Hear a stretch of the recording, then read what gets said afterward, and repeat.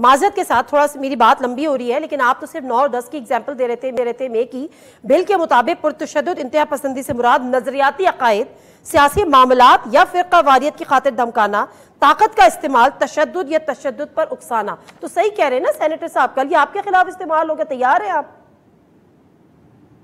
पहले तो मैं दोनों सेनेटर्स को सराहना चाहता हूं कि उन्होंने वो काम किया जिसके लिए पार्लियामान मार्ज़ वजूद में आती है कि अगर किसी कानून साजी में ये, जिस तरह मैंने पहले कहा, ऐसा खदशा है कि इससे जो बुनियादी आईनी हकूक हैं वो मुतासर होंगे, तो उन्होंने उसके खिलाफ आवाज़ उठाई है। ये बहुत अच्छा काम किया उन्होंने। और चाहे हुकूमत की तरफ से लाया गया बिल था, उन्होंने उसको, उसके अंदर जो खराबी थी उसकी निशानदेही की है। तो पार्लियामान अपना काम कर रही है और इसको हमें सराहना चाहिए।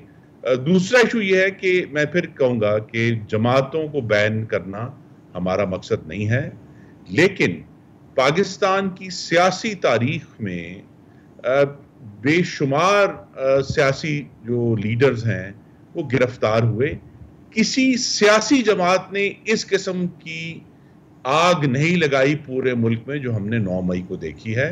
मुस्लिम लीग नून के कायदीन भी जेल गए, 22-22 महीने जेल में रहे। हमने तो किसी GHQ पर हमलावर नहीं हुए, हमने कोई रेडियो पाकिस्तान पेशावर।